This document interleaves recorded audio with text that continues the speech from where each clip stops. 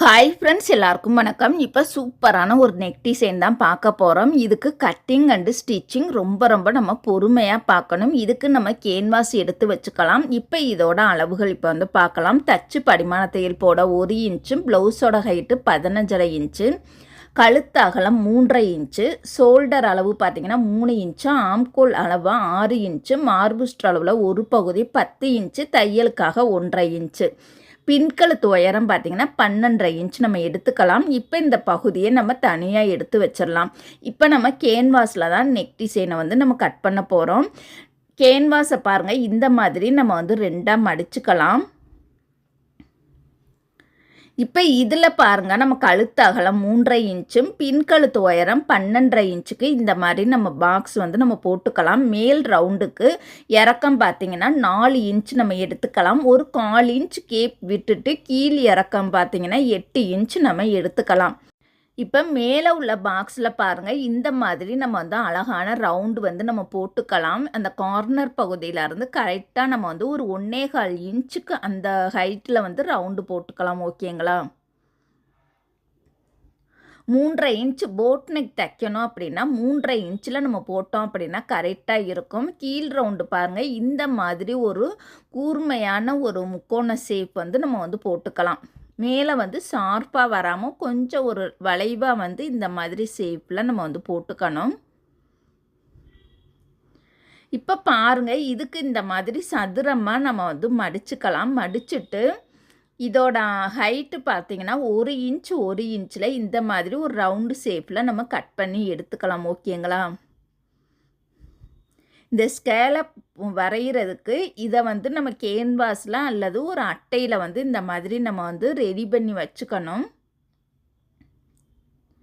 இப்போ நம்ம வந்து மேலேருந்தும் வரையலாம், கீழே இருந்தும் வரையலாம். மேலேருந்து ஃபஸ்ட்டு வரைஞ்சி பார்ப்போம். நம்மளுக்கு கீழே வரைக்கும் ரவுண்டு ஷேப் வந்து கரெக்டாக கிடைக்குதான்னு ஒரு முறை செக் பண்ணி பார்த்துக்கலாம். அந்த ஸ்கேலப்போட மடிப்பு பகுதி வரைக்கும் நம்ம வைக்காமல் ஒரு 1/4 இன்ச் டிஸ்டன்ஸ் விட்டுட்டு இந்த மாதிரி நம்ம வந்து வரிசையாக லைன் வந்து நம்ம போட்டுக்கலாம்.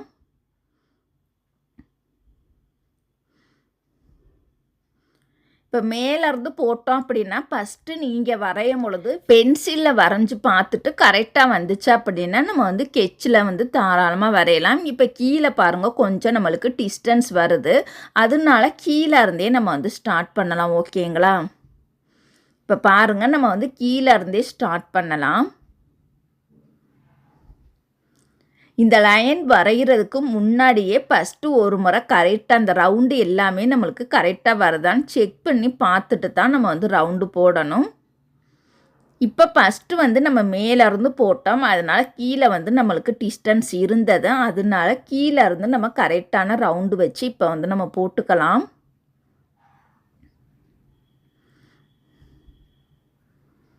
இப்போ பாருங்கள், நான் வேறு கலரில் உங்களுக்கு வந்து நான் வரைஞ்சி காமிக்கிறேன், அப்போ தான் உங்களுக்கு கொஞ்சம் புரியும்.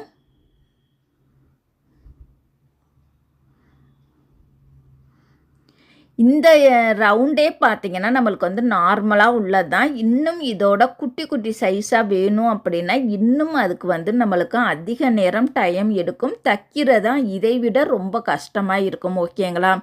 அதனால் இந்த அளவில் தைக்கணும் அப்படின்னா இது நம்மளுக்கு கரெக்டான அளவு. 1 இன்ச் வந்து நம்மளுக்கு கரெக்டான அளவு. 1 இன்ச்சுக்கும் இன்னும் நல்லா குட்டி குட்டியாக தைக்கணும் அப்படின்னா அமௌண்ட் வந்து நம்ம கூடுதலாக சேர்த்து வாங்கிக்கணும். அவுட்லைன் பார்த்திங்கன்னா 1 இன்ச் அந்த அகலத்தில் நெக் வந்து என்ன ஷேப்பில் வரைஞ்சிருக்கோமோ அதே ஷேப்லேயே வரைஞ்சி இந்த மாதிரி நம்ம கட் பண்ணி எடுத்துக்கலாம். இந்த ரவுண்டுக்கு பார்த்திங்கன்னா நம்ம அந்த பாட்டிலோட மூடியை கூட நம்ம யூஸ் பண்ணலாம். சின்ன மூடியாக இருந்தது அப்படின்னா நம்ம அதிலே அரைவட்டமாக நம்ம வந்து வரைஞ்சிக்கலாம். நம்மளுடைய விருப்பம்தான், எப்படி வேண்டுமானாலும் நம்ம போட்டுக்கலாம். இப்போ பாருங்கள், இந்த பகுதியை அழகாக நம்ம வந்து பொறுமையாக கட் பண்ணணும். அந்த வளைவு நெளிவு வரக்கூடிய இடத்துல பொறுமையாக கொஞ்சம் கூட பிசிறு தட்டாமல் பொறுமையாக அழகாக ரவுண்டு ஷேப்புக்கு நம்ம வந்து அழகாக நீட்டாக கட் பண்ணி எடுத்துக்கலாம். இந்த டிசைனுக்கு கட்டிங்கும் ஸ்டிச்சிங்கும் ரொம்ப முக்கியம். பொறுமையாக தான் நம்ம வந்து தைக்கணும். அப்போ தான் ஃபினிஷிங் ரொம்ப அழகாக நீட்டாகவே கிடைக்கும்.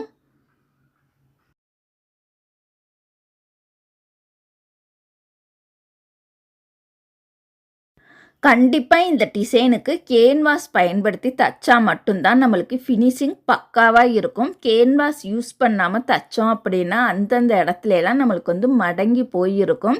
அந்த நெக் டிசைன் பார்க்கும்போது அப்படியே ஸ்டிப்பாக இல்லாமல் கொஞ்சம் அப்படியே லூஸாக தொலைன்னு இருக்கிற மாதிரியே இருக்கும். அதனால் கண்டிப்பாக கேன்வாஸ் யூஸ் பண்ணி தைங்க, ரொம்பவே சூப்பராக இருக்கும். ஃபினிஷிங் பக்காவாக இருந்தது அப்படின்னா நம்ம கேட்குற அமௌண்ட்டு கண் மாதிரி அவங்க வந்து கொடுத்துட்டு போயிடுவாங்க. இப்போ பாருங்கள், இந்த பகுதியை நம்ம கட் பண்ணி முடிச்சிட்டோம். இதை தனியாக ஒரு கிளாத்தில் நம்ம அயர்ன் பண்ணி எடுத்துக்கலாம். அயர்ன் பண்ணும் பொழுது நல்லா வந்து ஹெவியான சூடில் அழகாக நம்ம வந்து அயர்ன் பண்ணி எடுத்துக்கலாம்.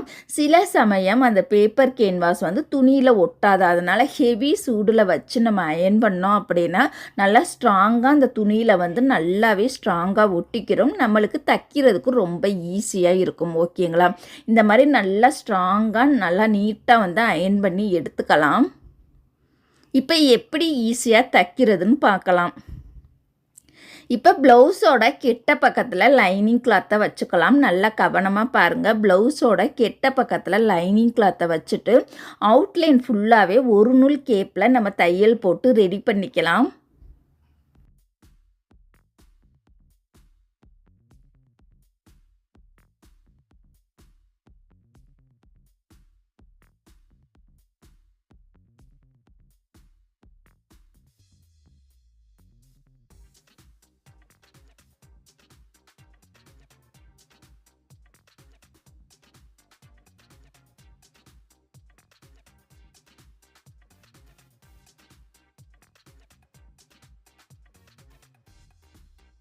இப்போ கீழே பார்த்தீங்கன்னா நம்ம பட்டி மடித்து தைக்க போகிறோம். 1/2 இன்ச்சு பிசுறு மடித்து இன்னொரு மடிப்பை 1/2 இன்ச்சில் மடித்து இது போல் நம்ம ஓரத்தில் தையல் போட்டுக்கலாம்.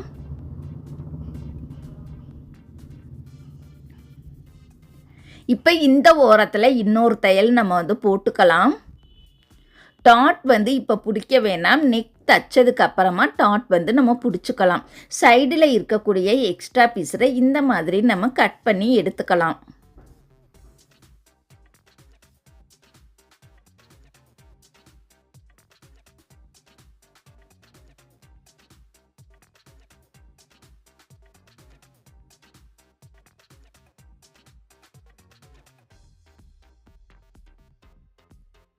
இப்போ இந்த ப்ளவுஸ் பகுதியை 2ஆக மடித்து சென்டர் பகுதியில் அடையாளப்படுத்துறதுக்காக லைட்டாக கொஞ்சம் நம்ம கட் பண்ணி எடுத்துக்கலாம். இப்போ இந்த நெக் பகுதியை பாருங்கள். அவுட்லைன் பார்த்தீங்கன்னா ஒரு 1/2 இன்ச்சு டிஸ்டன்ஸ் விட்டுட்டு மீதி இருக்கக்கூடிய பகுதியை கட் பண்ணி நம்ம எடுத்துக்கலாம். கண்டிப்பாக நம்ம மடித்து தைக்கிறதுக்கு 1/2 இன்ச்சு துணி கண்டிப்பாக நம்ம வந்து விட்டாகணும். இப்போ இந்த கார்னர் பகுதியில் லைட்டாக நம்ம வந்து கட் பண்ணிக்கலாம். கட் பண்ணால் மட்டும்தான் நம்மளுக்கு வந்து மடித்து தைக்க முடியும். இந்த 2 கார்னர் பகுதியிலையுமே பாருங்கள், கேன்வாஸில் படாமல் இந்த மாதிரி கட் பண்ணிக்கலாம். இப்போ பாருங்கள், அந்த பிசுறு பகுதியை அப்படியே நம்ம வந்து கேன்வாஸ் மேலே மடித்து கேன்வாஸ் மேலேயே ஓரத்தில் நம்ம வந்து ஒரு தையல் போட்டுக்கலாம்.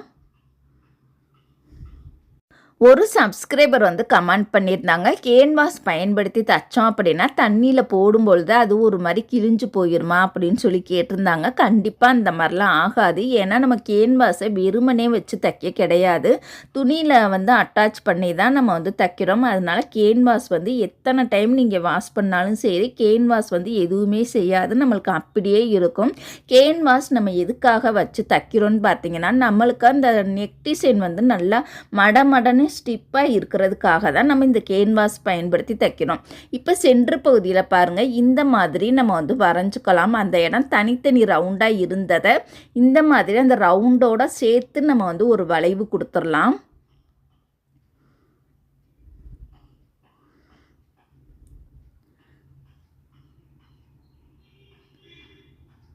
இப்போ இந்த ப்ளவுஸோட நல்ல பக்கத்தில் தான் நம்ம வந்து வச்சு தைக்க போகிறோம். இதோட சென்ட்ரு பகுதி 3.25 இன்ச்சை வந்து நம்ம மார்க் பண்ணிக்கலாம். ஓகேங்களா?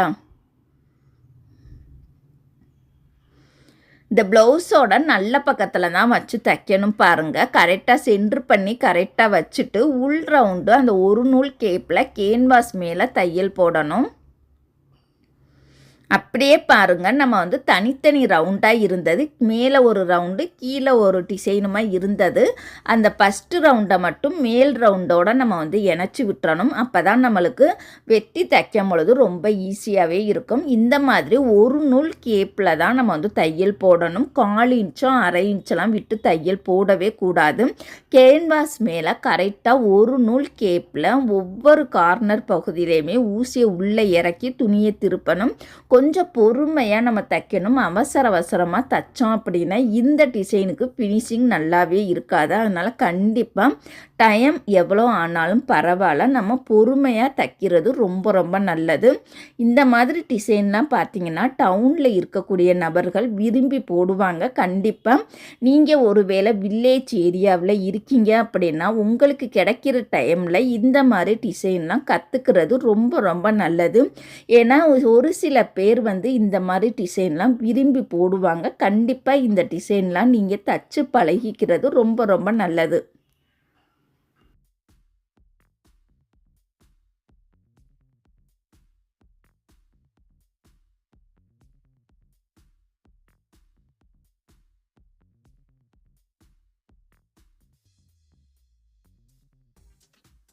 இப்போ நம்ம அழகாக நீட்டாக தச்சு முடிச்சிட்டோம். இப்போ நம்ம கேன்வாஸ் யூஸ் பண்ணி தச்சிருக்கனால ஒரு 1/4 இன்ச் டிஸ்டன்ஸ் விட்டுட்டு மீதி இருக்கக்கூடிய பகுதியை இந்த மாதிரி கட் பண்ணி எடுத்துக்கலாம்.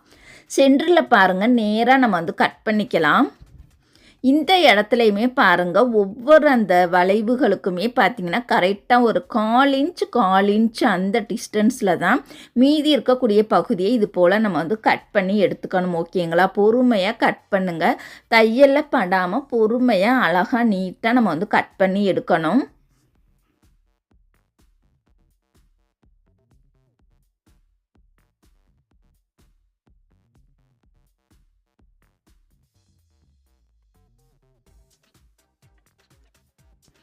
இப்போ நம்ம கட் பண்ணி முடிச்சிட்டோம். ஃபினிஷிங் அழகாக கிடைக்கிறதுக்காக தையலில் படாமல் இது போல் குட்டி குட்டியாக கட் பண்ணணும். கண்டிப்பாக இந்த வளைவு நெளிவு வரக்கூடிய இடத்துல ஃபுல்லாக கட் பண்ணணும். கார்னர் பகுதியில் எந்தெந்த இடத்துலலாம் அந்த மூளை ஷேப் வருதோ அந்தந்த இடத்துலலாம் கண்டிப்பாக நம்ம கட் பண்ணணும். அந்த மூளை ஷேப் கட் பண்ணால் மட்டும்தான் நம்மளுக்கு திருப்பும் பொழுது கட் பண்ணும் பொழுது நம்மளுக்கு எந்த ஷேப்பில் கிடச்சிச்சோ அதே ஷேப் நம்மளுக்கு தச்சு முடித்ததுக்கப்புறம் கிடைக்கணும். அதனால் கண்டிப்பாக வளைவு நெளிவு வரக்கூடிய இடமும் அந்த மூளை ஷேப்பும் கண்டிப்பாக நம்ம வந்து கட் பண்ணணும். தையலில் படாமல் துணியில் மட்டும் நம்ம கட் பண்ணி எடுக்கணும். இப்போ இந்த பகுதியை அழகாக நீட்டாக நம்ம வந்து நல்ல பக்கமாக திருப்பிக்கலாம்.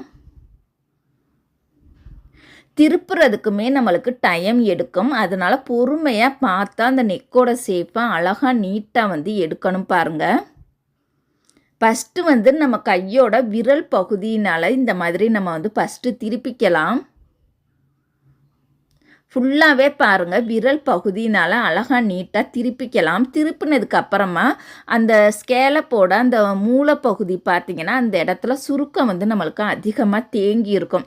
அந்த சுருக்கத்தோடு நம்ம படிமான தையல் போடக்கூடாது. ஓகேங்களா? அந்த சுருக்கம்லாம் அழகாக நீட்டாக பொறுமையாக நம்ம வந்து எடுக்கணும். இது போல் பாருங்கள், இந்த கார்னர் பகுதியில் மட்டும் ஸ்க்ரூ ட்ரைவரை வச்சு நல்லா வந்து ஷேப் வந்து நம்ம கொண்டுட்டு வந்துடலாம். இப்போ நம்ம நல்ல பக்கம் திருப்பிட்டோம். இப்போ அந்த மூளை பகுதியில் பார்த்திங்கன்னா அங்கனங்கன்னா சுருக்கங்கள் நிறையா இருக்கும். அந்த சுருக்கங்களை பூரா நம்ம வந்து கைப்பகுதியை வச்சு அழகாக நீட்டாக சுருக்க வராமல் அழகாக நீட்டாக இது போல் எடுத்து விட்டுறலாம்.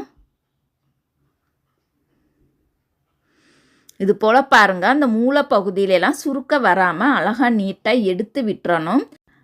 எல்லா பகுதியுமே அழகாக நீட்டாக இந்த மாதிரி சுருக்கம் எடுத்து விட்டதுக்கு அப்புறமா அழகாக நீட்டாக நம்ம வந்து சுருக்கமே இல்லாமல் வலுவலுன்னு அயன் பண்ணி நம்ம எடுத்துக்கலாம்.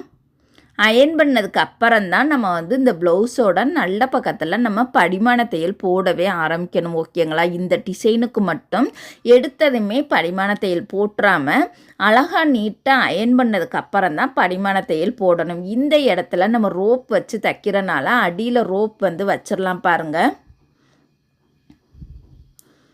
அழகாக நீட்டாக ரோப் வச்சுட்டு ஓரத்தில் போடக்கூடிய தையல் ஒரே அளவாக நேராகவே வரணும். ஏன்னா இந்த நெக் டிசைனுக்கு தையல் வந்து ரொம்ப முக்கியம். டிசைன் ப்ளவுஸுக்கு எப்போதுமே பொடி தையலாக வைங்க, பெரிய தையல் கண்டிப்பாக வைக்கவே கூடாது. இந்த ஸ்கேலப் டிசைனுக்கு பொடி தையல் வச்சா மட்டும்தான் ரொம்ப ரொம்ப அழகாக இருக்கும். இந்த டிசைன் மட்டும் கிடையாது, எந்த டிசைன் தைச்சாலும் சரி கண்டிப்பாக பொடி தையல் தான் யூஸ் பண்ணணும். கண்டிப்பாக டிசைன் ப்ளவுஸ் நீங்கள் கற்றுக்குறீங்க அப்படின்னா இந்த மாதிரி சின்ன சின்ன நுணுக்கங்கள்லாம் நீங்கள் தெரிஞ்சு வச்சுக்கிறது ரொம்ப ரொம்ப நல்லது. இந்த மாதிரி ஸ்கேலப் டிசைனுக்கெல்லாம் பொறுமையாக அழகாக அப்படியே ரவுண்டு ஷேப்லேயே நம்ம தச்சு வரணும். ஒரே அளவாக ஓரத்திலே தைக்கணும், அழகாகவும் இருக்கணும். ஃபினிஷிங் பார்த்திங்கன்னா ரொம்ப ரொம்ப நீட்டாகவும் இருக்கணும். ஓகேங்களா? இந்த மாதிரி பொறுமையாக அழகாக நீட்டாக தச்சுக்கலாம். அடியில் இருக்கக்கூடிய லைனிங் கிளாத் வந்து மேல் பக்கமும் சைட்லேயே தெரியக்கூடாது. ஓகேங்களா? ப்ளவுஸ் என்ன கலர் எடுத்துருக்கோமோ அதுக்கு மேட்சாக இருக்கக்கூடிய லைனிங் கிளாத் தான் எடுக்கணும். என்கிட்ட லைனிங் கிளாத் வந்து மேட்சாக இல்லாதனால உங்களுக்கு சொல்லி கொடுக்கறதுக்காக தான் நான் வேறு கலர் லைனிங் துணி வந்து யூஸ் பண்ணியிருக்கேன். ஓகேங்களா? இது போல் பாருங்கள், அழகாக நீட்டாக நம்ம வந்து பொறுமையாக தையல் போட்டுக்கலாம்.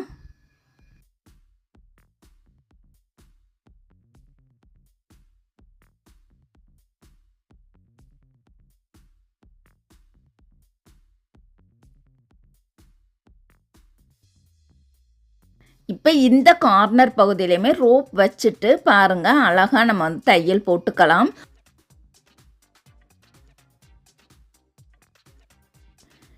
இப்போ இந்த இடத்துல பாருங்கள், நம்ம வந்து டசில்ஸ் வந்து எந்த டிசைன் வேணுமோ அது மாதிரி நம்ம வச்சுக்கலாம். இப்போ அழகாக நீட்டாக தச்சு முடிச்சிட்டோம். இந்த டிசைன் பிடிச்சிருந்தது அப்படின்னா லைக் பண்ணுங்கள், உங்களுடைய கருத்துக்களை கமெண்ட் பண்ணுங்கள். தேங்க்யூ.